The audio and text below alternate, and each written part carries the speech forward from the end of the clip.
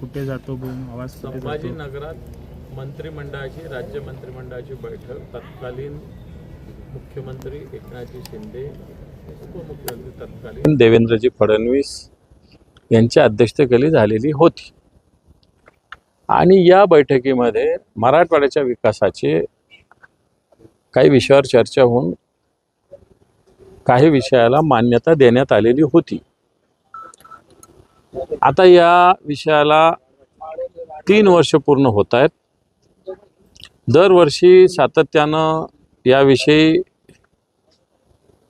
आमच्या माध्यमातून मी स्वतः या सगळ्या घोषणेची काय स्थिती आहे हे जाणून घेत असतो आणि आजही माननीय विभागीय आयुक्तांशी चर्चा करण्यासाठी मी इथं आलेलो होतो आणि जे निर्णय मंत्रिमंडळाने घेतले होते मराठवाड्याच्या विकासाचे अनुशेषासंदर्भात याची स्थिती काय आहे ही जाणून घेतली।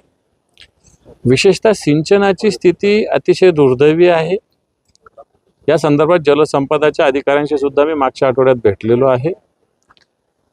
जो काही मराठवाडा वॉटर ग्रीड प्रकल्प असेल, नदीजोड प्रकल्प असेल, या सगळ्या प्रकल्पाला सातत्यानं सरकार मराठवाडा दुष्काळ मुक्त करू अशा प्रकारची घोषणा करत असतं, जाहिराती करत असतं, मतं मागत असतं।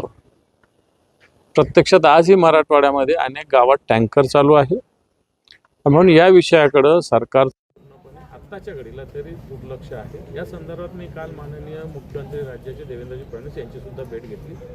त्यांनी मला आश्वस्त केलं की याविषयी निश्चित येणाऱ्या काळात पूर्ण प्रयत्न राज्य सरकारच्या वतीनं होत आहेत। जो नदीजोड प्रकल्प आहे याच्यातून जवळपास 90 TMC पाणी मराठवाड्याला मिळू शकतो, पण मला असं वाटतं लबाडाच्या घरचं आमंत्रण जेवल्याशिवाय काही खरं नसतं आणि म्हणून मला असं वाटतं या विषयावर सातत्यानं लक्ष देऊन आम्ही आहोत आणि म्हणून त्याच्याविषयी आज मी विभागीय आयुक्तांशी चर्चा केली।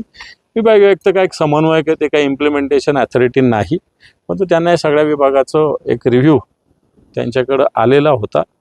मला वाटतं तेवढी माहिती मी घेतली। फार समाधानकारक स्थिती राज्य मंत्रिमंडळाने 2023 साली घेतलेल्या निर्णयाची नाही असं मला तरी जाणवलं नाही। सत्यता आहे, आत्ताच थोड्या वेळापूर्वी माझ्याकडे एक जण कर्ज प्रकरणासंदर्भात आला होता आणि याच्यात असं सांगितलं जातं की अण्णासाहेब पाटील महामंडळाच्या वतीनं कोणत्याही पद्धतीनं श्युरिटीची गरज नाही, काही गहाण ठेवण्याची गरज नाही, पण त्या कर्जदाराला त्याचं 15 लाखाचं कर्ज आहे पण किमान 15 ते 20 लाखाची मालमत्ता गहाण ठेवावी अशा पद्धतीनं बँकेनं सांगितलं।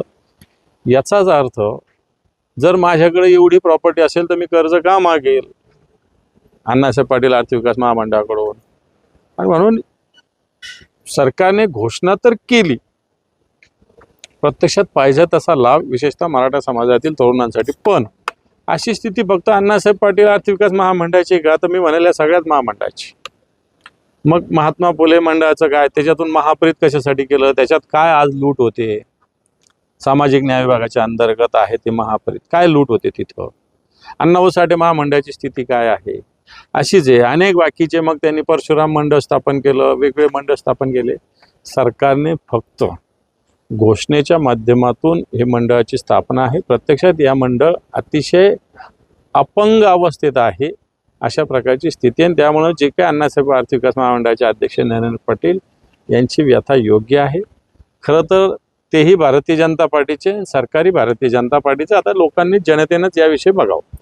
हे एवढं काही सरकार दूधखोळं किंवा अपंग नसतं आणि मुख्यमंत्री काय एवढं एकदम कोणी काही केलं म्हणून त्याच्यातले ऐकतील किंवा असक्षम आहे किंवा निर्णय घेण्यास सक्षम नाही असं त्याचा अर्थ नाही। खरं तर सरकारच आर्थिकदृष्ट्या सक्षम नाही म्हणून या सगळ्या गोष्टी होतात असं माझं मत आहे। आता हे राजकीय आरक्षण त्याचं घ्यायचं की नाही का शैक्षणिक घ्यायचं त्याच्यासाठी झालं हा पण एक विचार करण्याचा वेळ आहे असं माझं याच्यातलं मत आहे। कारण आपण कुणबी प्रमाणपत्र हे खऱ्या अर्थानं शैक्षणिक हेतूनं शिक्षणासाठी, नोकरीसाठी हे प्राप्त केलेलं आहे। निवडणुका लढविण्यासाठी नाही, असं याच्यातलं माझं तरी मत आहे. हे व्यक्तिगत मत आहे माझं. आपल्या परिसरातील बातम्या आमच्यापर्यंत पोहोचवण्यासाठी स्क्रीनवर दिलेल्या क्रमांकावर संपर्क साधू शकता. दूरध्वनी क्रमांक 8652414343.